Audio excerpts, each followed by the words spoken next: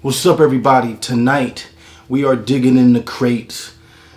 If you do not know, I won't say avid, but in the last couple of years I've been really into collecting vinyl. And so what I want to do, I don't know if it's a weekly thing or like a every other week thing, but I do want to talk about certain albums that I have in my collection, what they mean to me, why I bought them.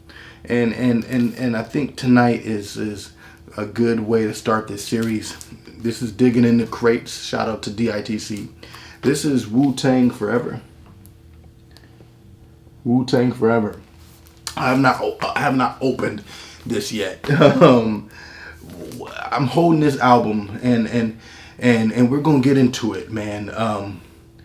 Just my favorite songs, my favorite videos, how old I was when this dropped, and all that. I was 12 years old. It was 97 when this album dropped, and I was born in 85, so I was 12 years old.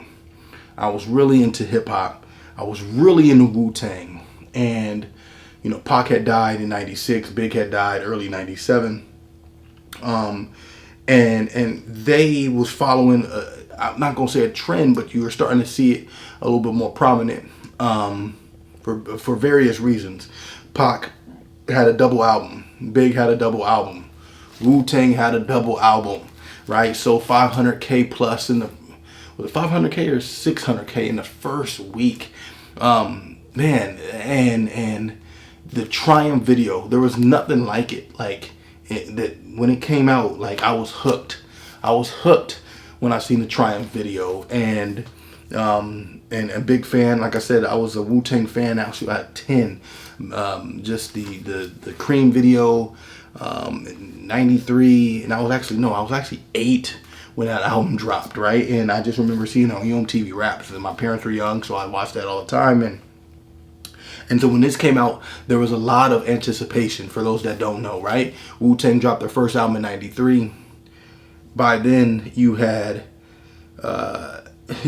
Ghost had a solo album in 96. Raekwon had it in 95, along with ODB and GZA. Method Man had his album in 94. So all of that leading, right? Meth, ODB, Raekwon, GZA, Ghost, all leading up to Gravediggers had an album.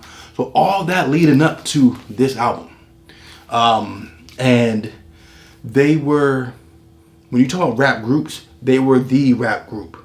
There was, as far as from New York, there was Mobb Deep, there was Gang Starr, there was M.O.P., there was Black Moon, there was a lot of Tribe, De La. I mean, New York had it all when it comes to just New York hip-hop.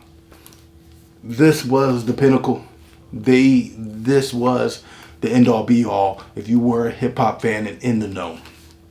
When I'm looking at this album, I mean, you know, Capadonna had got really introduced. You started seeing Cap more on Raekwon's album, Ice Cream, and a couple other joints before, when he was Cappuccino, before he was actually like the 10th member of the group. Then you seen him, you know, featuring on Iron Man, Ghost's album, and then you really seen him on this album to the point where, and I might be wrong, no, and you know what? It's crazy because he's not on the cover of this album. He's in the lead. He's in the video for Triumph, and he's on, and I'm counting right now, 1, 2, 3, 4. He's 5.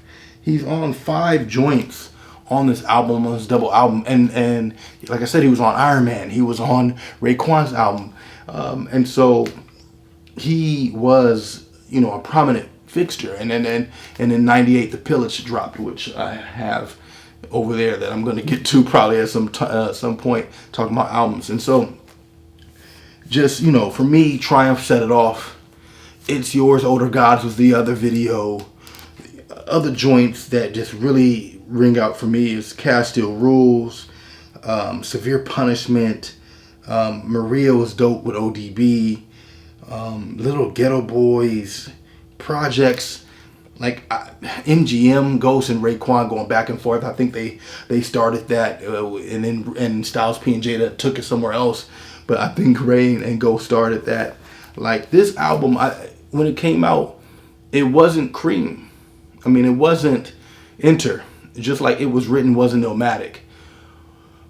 Everything was more theatrical, and it was bigger sounds. It wasn't that dirty, dusty basement sound that RZA had. This was bigger production, almost sounded like a movie score. And this album dropped in '97, and it's almost 30 years ago. And when you think about this album, and one of the first early debut double albums, right, that was coming out during that time. I mean, you had Corrupt had a double album not too long after, and a few other artists and some rock artists also had double albums and putting out so much music. When you have a double album, there's a lot of room for error. There's a lot of room for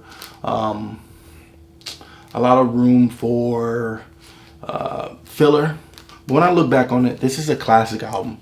It's not Enter the Wu-Tang, but this album I think put them at a even higher level, made them a bigger band, made them like the Beatles, Rolling Stones of hip hop. I think them and Tribe, right?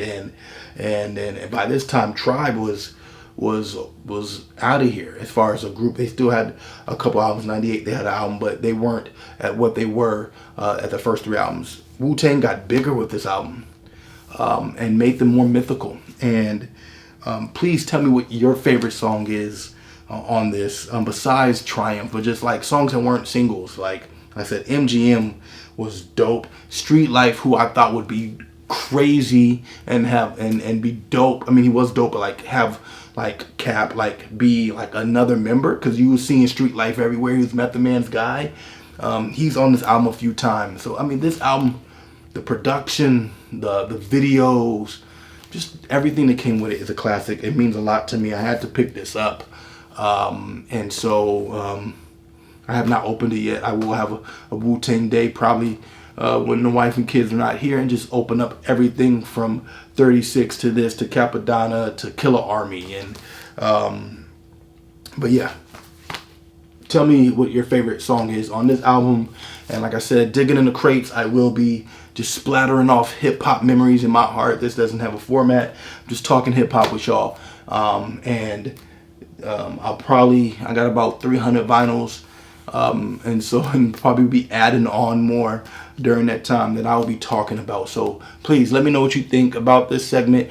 Let me know albums that you want me to talk about that I may happen to have, and I could talk about them, right? And even if I don't have it on vinyl, more than likely, especially if it's a late 80s, 90s, 2000 to 2010, even up till now, let me know, and I will do a retrospective thoughts and maybe not a review, just thoughts and discussion with y'all.